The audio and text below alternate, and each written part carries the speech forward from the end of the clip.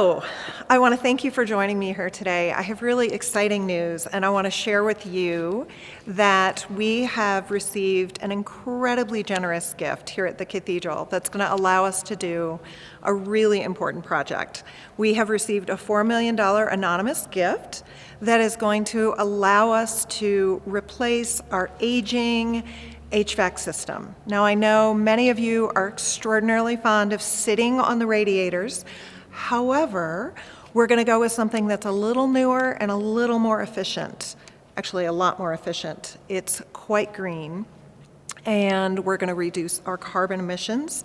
It's going to allow us to bring in fresh air and cool air and heat this wonderful building and the campus, most of it. I'm just thrilled. I hope you are as well.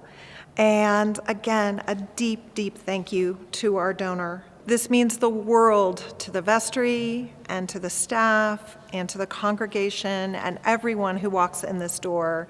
The care of this wonderful building and caring for the people who sit in the pews and to visit every day is just wonderful. So I can't say thank you enough.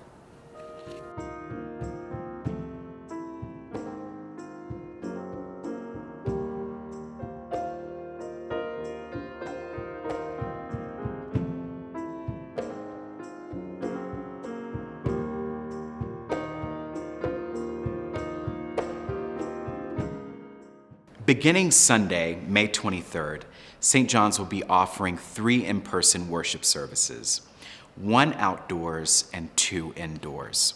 Let's walk through the time, feel, and vision for our new Sunday schedule. At 8 a.m., a service of morning prayer will be held outdoors on All Souls Walk. This informal spoken liturgy will be led by a member of the clergy team who will be assisted by a lay reader. While it will not include a sermon and music, it will include familiar readings from Scripture and prayers for ourselves and for the world. It will last about 30 minutes and will be followed by informal conversation and fellowship. No registration is required. This service will not be live streamed. At 10:30 a.m., a service of Holy Communion will be held indoors in Dagwell Hall. This 45-minute service will be led by the 3 clergy and accompanied by our organists and a choral quartet. At this time, the capacity for this service is 50 people, which means pre-registration will be required. This service will be live streamed and followed by informal conversation and fellowship. From noon until 1 p.m., St. Martin's Chapel will be open for in-person reception of Holy Communion for those participating in the services from home. Registration will no longer be required for this simple, contactless moment of devotion. At 5 p.m., the Wilderness will be held indoors in Dagwell Hall.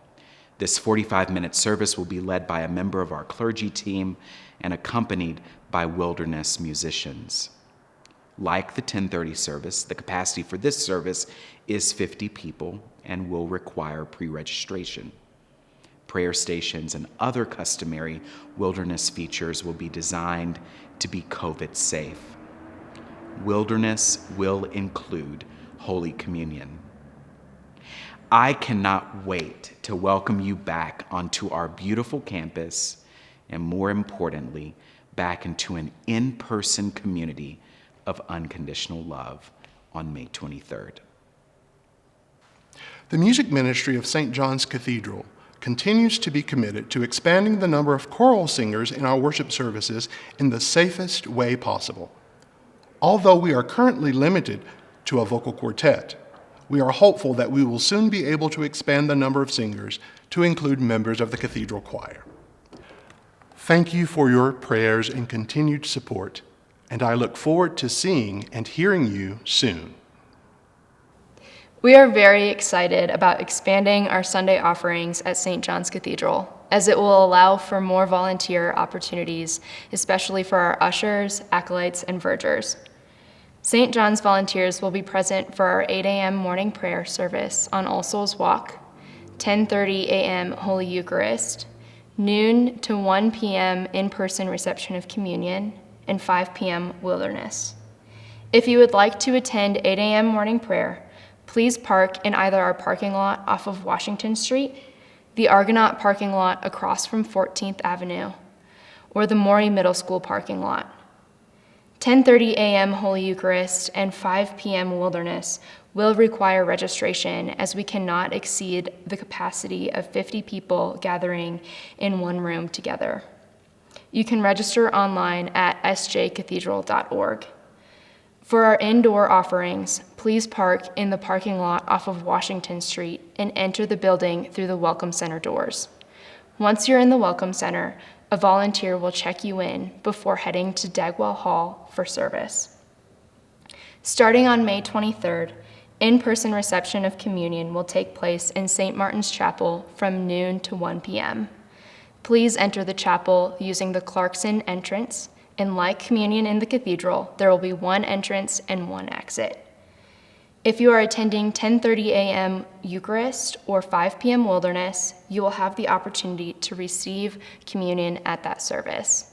Again, we are so excited to have you all back with us, and we can't wait to see you soon. For the past year, every time I've preached, I've ended my sermons with the words, "Be well, my friends. I miss you." And I have missed you. We all have. And things are starting to look really hopeful. And we've got all sorts of plans for how to bring us back together. And we're excited that you're hearing about them now. What I love about this variety of options that Broderick told you about is that there's something for everyone. So wherever you are right now, however comfortable you are with the idea of coming back together, no matter how much you miss us and how much we miss you, there's something there for you. And just like at the beginning of the pandemic, the way we all struggled to adjust, we're going to struggle to adjust to this time as well. So if you're comfortable coming inside and you've been vaccinated, come on in, sign up for a service. If you're not, come at 8 o'clock and be with us outside. And you can always just come for coffee hour. It's going to be a wonderful way to be together out here on All Souls Walk after the 10:30 service. Bring your own coffee, mingle, get to see people in 3 dimensions. All of us, we've been missing each other. But be gentle with yourselves. Be gentle with each other. We're all going to enter this time in different ways. And we have missed you. And we can't wait to see you again. We are so excited to offer Children's Chapel for children ages 3 through 8 starting on May 23rd. We also will offer special programming for youth and families throughout the summer. More details, including safety protocols, will be available in the Voice and the Family Voice as we get closer. In the meantime, Tina and I cannot wait to see you. I'm really happy that we're getting to share our plan for regathering with you all. Though we'll shortly be moving into Dagwell Hall for worship, I want to assure you that the quality of our services will remain the same. We're currently working on expanding our AV live streaming system that we have in the cathedral to Dagwell Hall.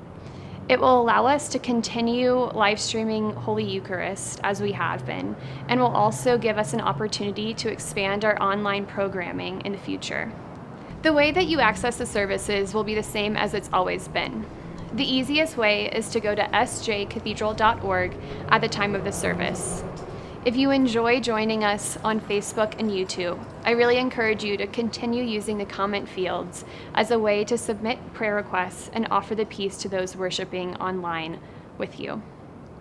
Even though we'll shortly begin gathering small groups for in-person worship, our online community is such a large part of who we are, and it's been so fun to see everyone tuning in from across the city, across the state, and even across the country. As we get closer to May 23rd and we firm up more details on our Sunday offerings, we'll continue to share more information with you.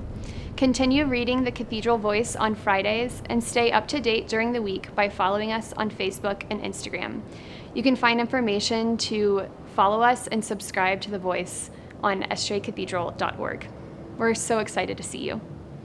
It's an honor to be here with Dr. John Douglas. Dr. Douglas is the Executive Director of Tri-County Health Department. He's also an Episcopalian, a member of Ascension Parish here in Denver, a former member of the Cathedral, so knows this place well, a former vestry member here, and somebody for whom I have a lot of respect. Dr. Douglas, thank you for taking time out of your very intense schedule to be with us. I'm very happy to be here. Thank you for having me. Absolutely. I want to ask, you're aware of the fact that on Pentecost, which is May the 23rd, St. John's is about to expand beyond how we're currently open and resume our 3 Sunday services, a mixture of indoor, outdoor, online, quick in-person communion, registered services with a limited capacity. And at the end of the day, every single Sunday somebody can come to the outdoor morning prayer service or to coffee hour without registering. And at the end of the day, as you know, anyone can watch the service online. Why should a member of St. John's, a guest of St. John's, feel comfortable and confident about these options? You know, I think you guys have been very thoughtful as to how you've put this together. I mean, you've got multiple times in the day, you've got multiple formats, and as you've explained to me, every format is really well thought through. So you're taking advantage of the opportunity for distancing. You're continuing in all settings possible to use masks, right, which even as more and more of us get vaccinated will really remain important.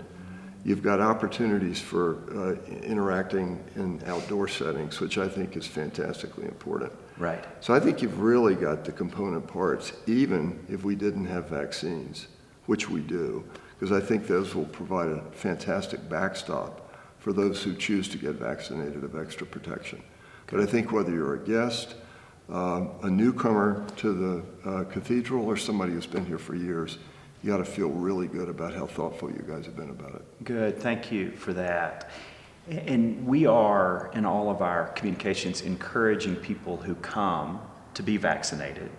Of course, as of right now, it's hard to predict when children will be able to be vaccinated.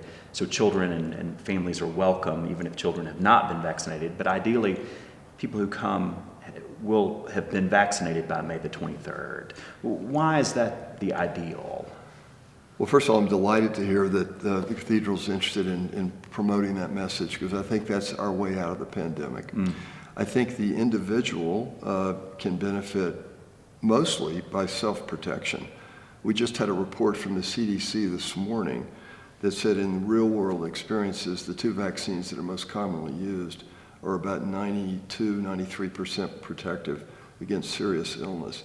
And we just learned they're almost equally protective against milder infection, which is the kind of thing you can get, right, don't know you have it, transmit it to other people. Right. So by getting a vaccine, you protect yourself, you protect your family, your neighbors, your loved ones, and when you come to St. John's, you're protecting other people. Wonderful. And even when one has been vaccinated, as you and I both have, one should, at these services or outdoor coffee hours, still wear a mask and social distance for a season longer. Yeah, we say that because we're still a little uncertain about the emergence of these variant strains of viruses. The vaccines right now look good against these strains. Good. But it is possible that we could have the type that doesn't respond well. And masks, honestly, are, they're obtrusive if you don't like wearing them. I just went skiing this weekend and it was not fun skiing in a mask.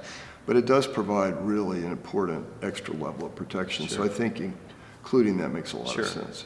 Can you, do you look ahead and have predictions on when we might be able to drop the masks and get a little bit close? When can we pass the peace with gusto again? Yeah, I look ahead a lot. I avoid making predictions with any degree of certainty. I do think that the more of us that get vaccinated, and that'll give the variant strains less time to spread, and as we get vaccines available for our adolescents and then our younger children, I think we ought to be able to look forward to closer gatherings, maybe even peace passing in 9, 11, 12 months or so.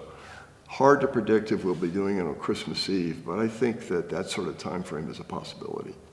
Well, I hope that, Dr. Douglas, you know this, but I'm going to say it anyway. We're really grateful. Grateful to you, grateful to all of your colleagues who work in public health, everybody who works in the medical profession, everybody from cleaning staffs to administrators. What you've all done to keep us safe is remarkable. We're grateful. You've shown by your grit, your tenacity, by your keeping going that this is not just work, but a calling. Thank you. Well, I appreciate that. And you know, I'm so glad you mentioned everybody, because while I'm a public health doctor, it's been a team effort. I mean, I think of our grocery store workers. Yeah. I think of the people who clean. I think of the people who drive buses. And I think, you know, of your parishioners. Yeah. We've all had to be really patient. And I think that patience has paid off. Yeah. And I think we're going to be seeing the end and the reward for the patience really soon. Absolutely. Thank you, and God bless you. Thank you very much.